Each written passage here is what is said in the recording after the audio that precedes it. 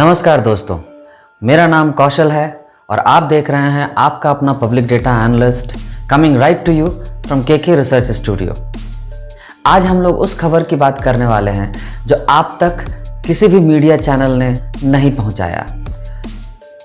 इस खबर को जानने से पहले मैं उन हजारों वकीलों को दिल से सलाम करना चाहूँगा जिन्होंने अपने भविष्य की परवाह ना करते हुए ऐसा काम कर दिखाया जो किसी भी देश के किसी भी वकील के एसोसिएशंस ने आज तक नहीं किया है।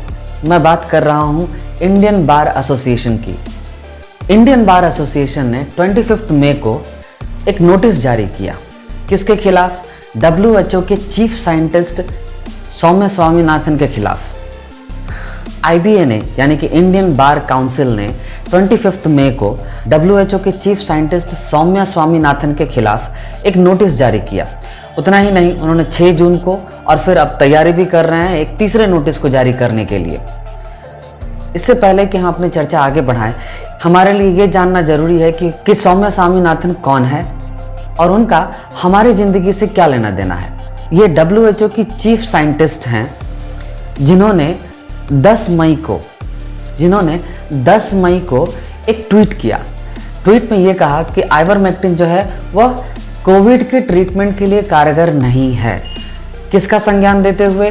तो आइवरमेक्टिन बनाने वाली कंपनी जो है मर्क, उसका एक स्टेटमेंट को लेकर इन्होंने एक ट्वीट किया कि आइवरमेक्टिन जो है उतना इफेक्टिव नहीं है कोविड के ट्रीटमेंट के लिए। हमारी इस पूरी चर्चा के दौरान आइवरमेक्टिन का नाम बहुत बार आएगा, इसलिए ये बताना जरूरी हो जाता है कि आइवरमेक्टिन क्या है और आइवरमेक्टिन के इर्द गिर्द ये चर्चा क्यों घूम रही है। Ivermectin is an anti parasite drug. Ivermectin एक एंटी पैरासाइट ड्रग है। आइवरमेक्टिन 40 साल से पूरी दुनिया में एंटी पैरासाइट ड्रग के नाम पे दिया जा रहा है लोगों को, और आइवरमेक्टिन का बहुत ही इफेक्टिव यूज भी इस कोविड ट्रीटमेंट के लिए देखा गया था। यह एक over the counter anti parasite drug है जिसका यूज़ कोविड ट्रीटमेंट के लिए डॉक्टर्स ने धड़ल्ले से किया। ना केवल इंडिया में बल्कि पूरे विश्व भर में हर जगह आइवरमेक्टिन का यूज़ हुआ है और आइवरमेक्टिन के इफेक्टिवनेस को भी देखा गया है। आइवरमेक्टिन बहुत ही चीप ड्रग है, बहुत ही सस्ता ड्रग है और इसीलिए भी दक्षिण अमेरिकी या अफ्रीका जैसे कॉन्टिनेंट के लिए देखा जाए जहाँ पर अभी तक वैक्सीन नहीं पहुँचे हैं, उन जगहों पे आइवरमेक्टिन का काफ़ी इफेक्टिव यूज़ हुआ है। आइवरमेक्टिन का बहुत ही इफेक्टिव यूज़ देखा गया है। सो आइवरमेक्टिन इतना चीप क्यों है? सबसे पहली बात ये, आइवरमेक्टिन इतना चीप क्यों है? आइवरमेक्टिन इतना चीप इसलिए है क्योंकि इसका जो पेटेंट है वो लैप्स हो चुका है, वो एक्सपायर हो चुका है। क्यों? क्योंकि यह आइवरमेक्टिन जो है 40 साल पुराना ड्रग है। अब आइवरमेक्टिन का क्या 40 साल पुराना ड्रग है। अब इसके हिसाब से देखा जाए तो इसका जो पेटेंट है वो ऑलरेडी एक्सपायर हो चुका है। सभी कंपनीज इस ड्रग को बना सकती है और चूंकि सभी कंपनी सभी विश्व के सभी देशों में हर फार्मा कंपनी इस ड्रग को बना सकती है, इसीलिए यह ड्रग बहुत ही चीप है। तो अब इसमें सोचने वाली बात क्या है कि आइवरमेक्टिन चूंकि इतनी चीप है, बड़ी बड़ी फार्मा कंपनी, चूंकि इसका पेटेंट भी एक्सपायर हो चुका है, बड़ी बड़ी फार्मा कंपनी जो है इसके ऊपर ज़्यादा कमाई नहीं कर सकती है। इस बात को ध्यान में रखते हुए इस चर्चा को हम लोग आगे बढ़ाते हैं कि आइवरमेक्टिन को ज़्यादा इनकैश नहीं किया जा सकता है। बड़ी बड़ी फार्मा कंपनी, बड़े बड़े लॉबीस्ट जो फार्मा कंपनी और मीडिया और WHO, NIH वगैरह वगैरह से जो जुड़े हुए जो लॉबी है, उन लॉबी का इसके ऊपर बहुत ही बड़ा, इस आइवरमेक्टिन के यूज़ को रोकने के लिए बहुत ही बड़ा योगदान है।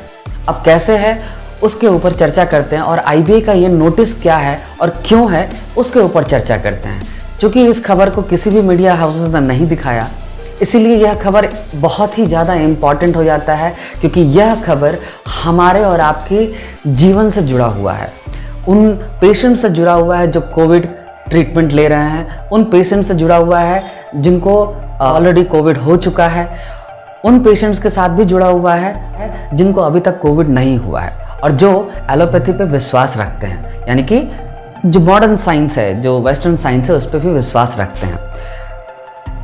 अब बात करते हैं कि 10 मई को सौम्या स्वामीनाथन ने एक ट्वीट किया। इस ट्वीट के हिसाब से उन्होंने यह बोल दिया कि भाई आइवरमेक्टिन का यूज़ मत करो, हम लोग रिकमेंड नहीं कर रहे हैं। WHO ने भी इसका रिकमेंडेशन बंद कर दिया। WHO के वेबसाइट पे भी एक न्यूज़ छप के आने लगा कि आइवरमेक्टिन हम लोग रिकमेंड नहीं कर रहे हैं, जबकि देखा गया कि आइवरमेक्टिन का बहुत ही इफेक्टिव यूज़ है। वो कैसे, उसके ऊपर हम लोग बाद में आते हैं। इससे पहले हम लोग ये जान लें कि IBA का जो 25 मई का जो नोटिस है वो क्या कहता है। US में एक संस्था है फ्रंटलाइन कोविड-19 क्रिटिकल केयर अलायंस बोल के, इन्होंने पीयर रिव्यूड कई जर्नल्स IBA को दिए हैं, IBA को दिया, और ये कहते हुए दिया कि ये देखिए आइवरमेक्टिन का एक बहुत ही इफेक्टिव यूज़ हुआ है। जहाँ जहाँ आइवरमेक्टिन जिन जिन पेशेंट्स को दिया गया वहाँ पे डेथ रेट जो है 90-95% तक कम होता हुआ दिखा है। उसी के साथ ही British ivermectin recommendation development board, इस बोर्ड ने भी इस बात को रिकमेंड किया और इस बात को कहा कि आइवरमेक्टिन का बहुत ही इफेक्टिव यूज़ हुआ है। आइवरमेक्टिन जहाँ जहाँ ब्रिटिश और यूरोपियन यूनियन के जिन जिन कंट्रीज़ में दिया गया, जिन जिन पेशेंट्स को दिया गया, जिन जिन डॉक्टरों ने दिया, उन सभी रिव्यूज़ को कलेक्ट करके एक 65 मेंबर्स का एक टीम बना के डॉक्टर टेस ने इस बात को प्रमाणित किया कि आइवरमेक्टिन का बहुत ही अच्छा यूज़ हुआ है, बहुत ही इफेक्टिव यूज़ हुआ है, और जहाँ जहाँ यूज़ हुआ वहाँ 90% से ऊपर लोगों में डेथ रेट की संख्या जो है वो घटते हुए नज़र आई, घटते हुए देखा गया, और इसके कई संज्ञान भी लिए गए। तो IBA ने जब देखा कि आइवरमेक्टिन इतना इफेक्टिव ड्रग है, और IBA ने ये भी देखा कि सौम्या स्वामीनाथन के एक ट्वीट के वजह से तमिलनाडु जो स्टेट है, तमिलनाडु ने 11 मई को अपने प्रोटोकॉल में जहाँ पे आइवरमेक्टिन इंक्लूड किया गया था उसे एक्सक्लूड कर दिया, उसे हटा दिया। उसके वजह से आप देखोगे कि आइवरमेक्टिन के यूज़ ना होने के वजह से तमिलनाडु आफ्टर 11 मई जो 2 महीने का जो ड्यूरेशन है उसमें तमिलनाडु में कोविड केसेस की संख्या 10 गुना बढ़ गई। वहीं पर जहां 4 स्टेट गोवा, दिल्ली, उत्तराखंड और उत्तर प्रदेश, यहां पर देखा गया कि जो कोविड पेशेंट्स की जो संख्या वो 98%, 97%, 94%, 86% से कम होती हुई नजर आई। तो IBA का ये कहना था कि सौम्या स्वामीनाथन का इस तरह का पब्लिक कमेंट WHO के चीफ साइंटिस्ट के तरफ से आना, क्या यह कोई एक वेस्टेड इंटरेस्ट के तहत हुआ है?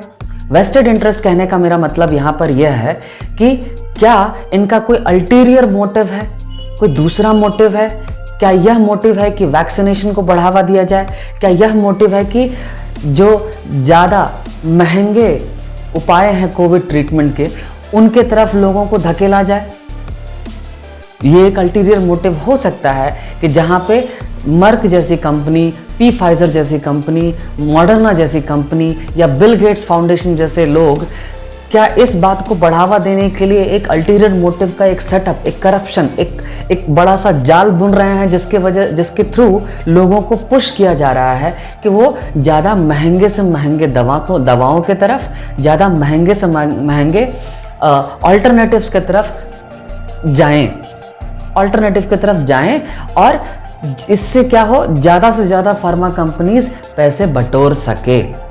जहां वैक्सीनेशन जो है अरबों खरबों डॉलर का एक मार्केट बन चुका है आज के रेट में, उस जगह पे आइवरमेक्टिन जैसे चीप ड्रग, आइवरमेक्टिन जैसे सस्ते दामों वाली जो ड्रग है, क्या उसको बढ़ावा देना सौम्या स्वामीनाथन का काम नहीं था?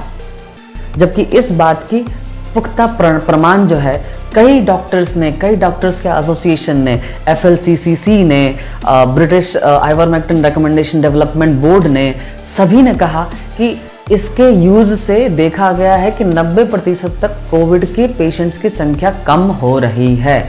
इवन डेथ्स को भी अवॉइड किया गया। न केवल आइवरमेक्टिन के यूज़ को उन्होंने देखा कि प्रिवेंटिव के लिए यूज़ कर सकते हैं, प्रिवेंशन के लिए यूज़ कर सकते हैं, बल्कि उन्होंने ये भी देखा कि जब हो गया है कोविड, उस समय भी यदि ट्रीटमेंट के लिए आइवरमेक्टिन को यूज़ किया गया तो उसमें भी इसके इफेक्टिवनेस को देखा गया।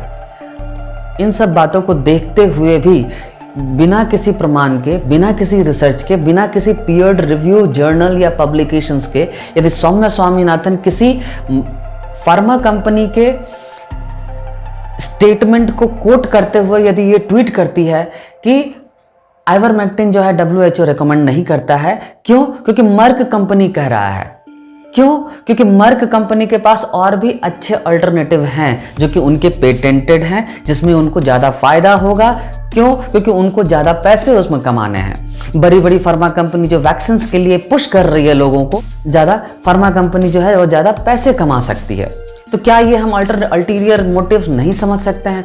इसीलिए और इन्हीं सब बातों का ध्यान रखते हुए IBA ने, इंडियन बार एसोसिएशन की दीपाली ओझा ने हाल ही में दो नोटिस भिजाया WHO को भी और सौम्या स्वामीनाथन को भी।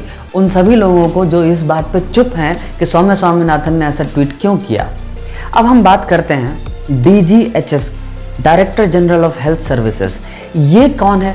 ये तो director general of health services जो है, ये इनका काम क्या होता था? इनका काम होता था हेल्थ मिनिस्ट्री ऑफ इंडिया को सुझाव देना कि कौन सा ड्रग मार्केट में होने चाहिए, कौन सा ड्रग प्रोटोकॉल में होना चाहिए, कौन सा ड्रग को यूज़ में आना चाहिए, वगैरह वगैरह। हाल ही में देखा गया कि DGHS ने आफ्टर दिस ट्वीट, इस ट्वीट के बाद DGHS जिन्होंने आज तक कभी भी आगे बढ़ के कोई भी नोटिस या कोई भी रिकमेंडेशंस जारी नहीं किया पब्लिकली, इस बार सौम्या स्वामीनाथन के ट्वीट के बाद वो लोग खुद से आके पब्लिकली एक नोटिस जारी करते हैं कि आइवरमेक्टिन का यूज़ जो है वो बैन होना चाहिए। ध्यान देने वाली बात यह है कि DGHS जिन्होंने पहले कभी भी पब्लिकली नोटिस नहीं दिया है, DGHS का काम जो लिमिटेड है, जिनका काम है सुझाव देना हेल्थ मिनिस्ट्री को, ये जो सुझाव, ये जो नोटिस आया, ये नोटिस हेल्थ मिनिस्ट्री की तरफ से नहीं आया, ये नोटिस आया DGHS की तरफ से। तो क्या हम ये समझ सकते हैं कि DGHS जिन्होंने आज तक कोई भी नोटिस जारी नहीं किया था, अचानक से उनके दिमाग में आता है कि चलो हम लोगों को नोटिस जारी करना चाहिए, और उन्होंने नोटिस जारी कर दिया। किस बात को लेके? कि भाई आइवरमेक्टिन का यूज नहीं होना चाहिए। क्यों? क्योंकि आइवरमेक्टिन से लोग ठीक हो रहे हैं। क्यों? क्योंकि आइवरमेक्टिन से 90% जो है दिल्ली या गोवा या उत्तर प्रदेश या उत्तराखंड में कोविड केसेस कम हो रहे हैं। उसकी वजह से ये लोग आइवरमेक्टिन का यूज बंद कर देंगे ताकि लोग जो है ज़्यादा से ज़्यादा वैक्सीनेशन या ज़्यादा से ज़्यादा महंगे दवाओं की तरफ जाएं, जो पेटेंटेड दवा है उनकी तरफ जाएं। तो ये